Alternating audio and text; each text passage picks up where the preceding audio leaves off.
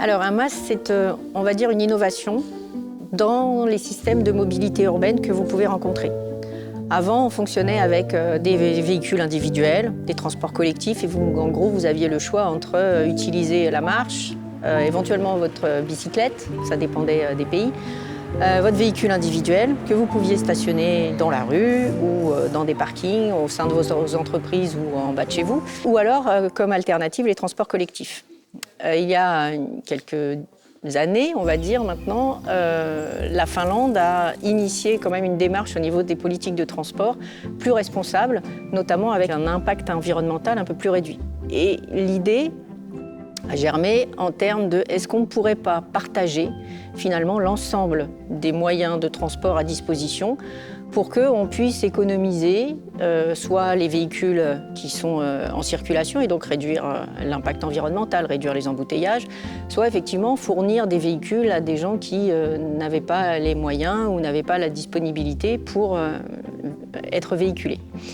Et à partir de ce moment-là, on a réfléchi à un système numérique, bien sûr, plateforme pour être accessible à la majorité des gens, qui puisse intégrer et surtout donner accès à l'ensemble des services de transport. Et bien ça s'appelle un MaaS. La mobilité ne passe plus forcément par la possession d'un véhicule, mais uniquement par avoir accès à un service de transport.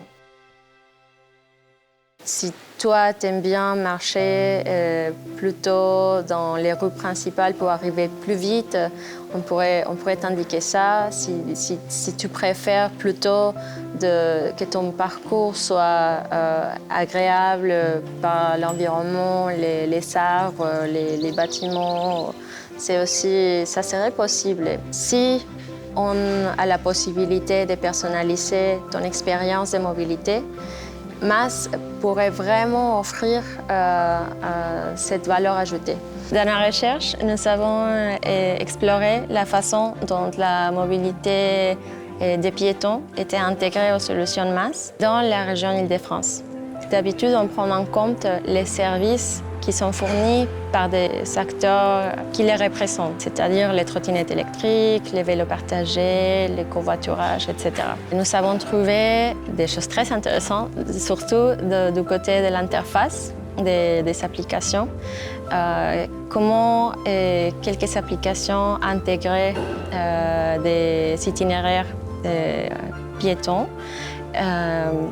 mais qui ne l'intégraient pas tout à fait dans la chaîne de mobilité, c'est-à-dire dans les déplacements intermodaux, ou d'autres solutions MaaS qui n'intégraient même pas des sections d'itinéraires piétons dans l'interface de l'usager directement. Dans la littérature, nous avons trouvé cette manque, cette vide.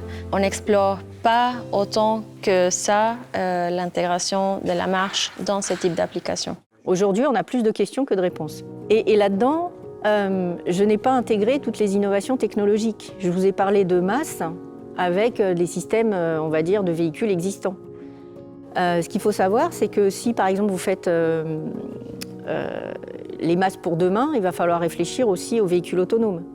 Comment j'intègre des véhicules autonomes qui circulent tout le temps ou que l'on doit garer, mais on doit les garer où? Alors, dans notre étude à Pforzheim et aussi ici dans mon doctorat, on essaie de comprendre quels sont les impacts des véhicules autonomes et aussi des navettes autonomes dans les transports publics. Et on essaie de voir ça par des différents piliers de la durabilité, c'est-à-dire quels sont les impacts sociaux, environnementaux et économiques. Sociaux, on essaie de comprendre quelle est l'acceptance des gens, quelle est aussi l'expérience des passagers dans la navette autonome. Du coup, on fait par exemple des services pour comprendre quels sont les bénéfices, quelles sont les inquiétudes. Et d'un autre côté, il y a l'autre pilier, le deuxième, c'est l'économique. On essaie de comprendre quels sont les différents types de business models, quels sont les plus probables et faisables. Ensuite, il y a la partie environnementale. Donc, si on utilise au mieux, de manière le plus efficace possible, les véhicules automatisés en tant que mobilité gap FELA, donc First Last Mile, on aurait en fait beaucoup moins de pollution, donc d'externalités négatives, et en même temps, on gagnerait beaucoup plus de place. Donc, ça, c'est évidemment très, très avantageux. Il faut le calculer aussi, donc c'est ce qu'on a fait. Et le dernier point, c'est la gouvernance. Alors pourquoi est-ce que la gouvernance est très importante ? C'est un point qui me paraît particulièrement critique parce qu'actuellement, ce qu'on appelle les PTAs, donc Public Transport Authorities, donc les autorités de transport, sont une administration. Et cette administration, en fait, elle donne une licence pour un bus, pour circuler, ou pour un minibus automatisé, etc. Et à mon avis, il faudrait que le rôle change complètement et que ces PTA, en fait, mettent autour d'une table toutes les parties prenantes pour le bien commun. Et en réussissant à faire ça, il faut changer la gouvernance. Et donc là, ça veut dire qu'on ne pourrait pas avoir de situation quasi monopolistique comme ça existe pour certains écosystèmes comme avec les GAFA, mais en créant ce bien commun avec toutes les parties prenantes, on pourrait aussi, chacun pourrait être rémunéré en termes de business model par rapport à la valeur qu'il ajoute au système des transports. Donc en fait, on n'arriverait pas à une innovation de véhicules, mais à une innovation systémique du système des transports. L'équipe de recherche économie durable que je dirige et qu'on a créée avec des collègues il y a une dizaine d'années, elle a pour vocation d'accélérer la transition écologique. Et on travaille dans 2 domaines, les nouvelles solutions de mobilité d'une part, ce qui a fait l'objet de cette vidéo, et également la décarbonation du mix énergétique. Il s'agit de recherches qui sont à la frontière de l'ingénierie et des sciences économiques et de gestion. C'est une équipe qui en 10 ans a beaucoup grandi. Aujourd'hui, il y a une trentaine de membres. Les 2 tiers de l'équipe sont des doctorants, donc c'est les forces vives d'une équipe de recherche, donc des doctorants qui sont d'origine très diverse, très cosmopolites, jeunes, et qui sont pour la plupart issus du cycle ingénieur de l'école.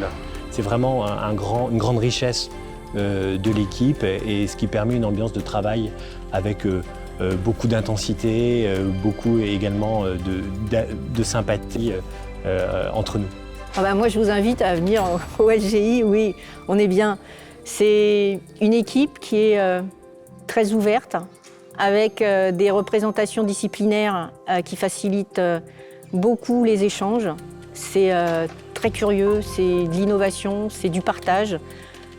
C'est une petite famille, on dirait, avec des nationalités différentes, des cultures différentes.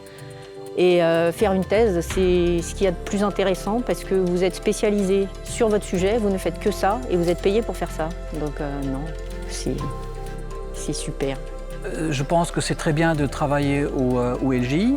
Et en particulier, ce que je trouve très intéressant, c'est que chacun peut apporter quelque chose de nouveau.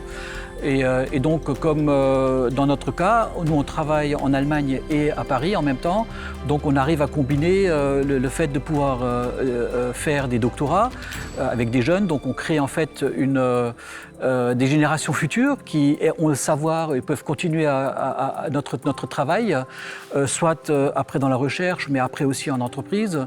Donc je pense que le LGI joue un rôle très important et puis autant que je sache, c'est je crois un des laboratoires les plus grands en France où on peut combiner l'aspect économique, social et environnemental et je pense que c'est quelque chose d'unique en France et à mon avis, il n'y en a pas assez en France.